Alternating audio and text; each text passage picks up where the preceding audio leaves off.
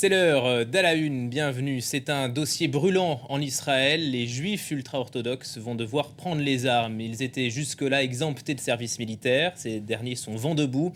Le débat divise la coalition de Benyamin Netanyahou. On en parle avec vous, Armelle Charrier. Bonjour Armelle. Bonjour. Qui est concerné ? Alors aujourd'hui, ce sont les ultra-orthodoxes vers lesquels le regard se tourne.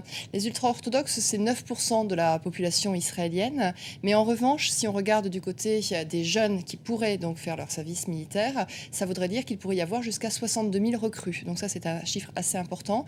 Il y a aussi effectivement les Israéliens arabes qui, eux, représentent 20% de la population, mais leur nombre serait moindre. Il serait de 28 000 personnes qui pourraient être concernées par ce changement.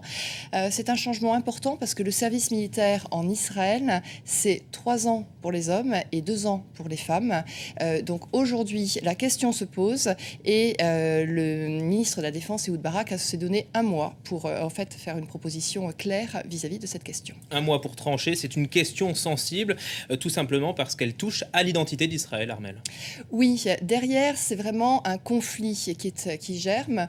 On l'a vu dans le cadre de la politique intérieure, parce qu'à partir du moment donné où cette question a été mise sur la table, la coalition du Premier ministre a explosé puisque le parti de centre-droit Kadima est parti, tout simplement parce qu'il défendait la position qui était de dire tous sous les drapeaux en quelque sorte. Et là de dire il ne faut pas qu'il y ait les religieux qui soient exemptés, que les laïcs seuls doivent servir. Donc on voit que ça a touché jusqu'à la tête du gouvernement parce que cette question est cruciale dans le cœur de la population. La population israélienne en fait en a assez de voir les ultra-orthodoxes, parce que c'est surtout eux qui sont visés, être exemptés. Pourquoi ? Parce que la position israélienne aujourd'hui est d'avoir ces ultra-orthodoxes qui se consacrent à l'étude et d'avoir le reste de la population qui travaille, qui sert l'armée. Et dans un pays qui économiquement est extrêmement dynamique, d'un seul coup, on regarde cette population où 60% des hommes en âge de travailler qui sont des ultra-orthodoxes ne travaillent pas.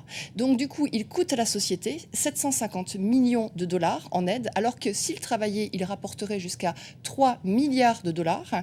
Donc la société regarde ça, s'inquiète parce qu'elle voit qu'il y a un fort taux de natalité dans cette population et qu'aujourd'hui 30% des enfants qui rentrent dans le primaire sont des ultra-orthodoxes, et disent mais jusqu'où on va si ces personnes ne travaillent jamais Alors le service militaire, c'est une manière de les mettre dans la société actuelle, c'est une manière de les mettre au contact de la vie quotidienne et de voir ensuite comment est-ce qu'on peut faire évoluer cette société ultra-orthodoxe. Un mot également du contexte, puisque les tensions restent très vives autour d'Israël.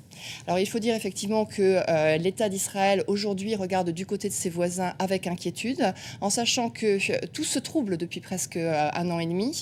La Syrie, bien évidemment, qui est on ne peut plus aléatoire, qui était très calme jusqu'à présent, le plateau du Golan, sa frontière, il n'y avait aucun souci, etc. Maintenant, on imagine les inquiétudes qu'il peut y avoir avec un pays dont on ne connaît pas l'avenir.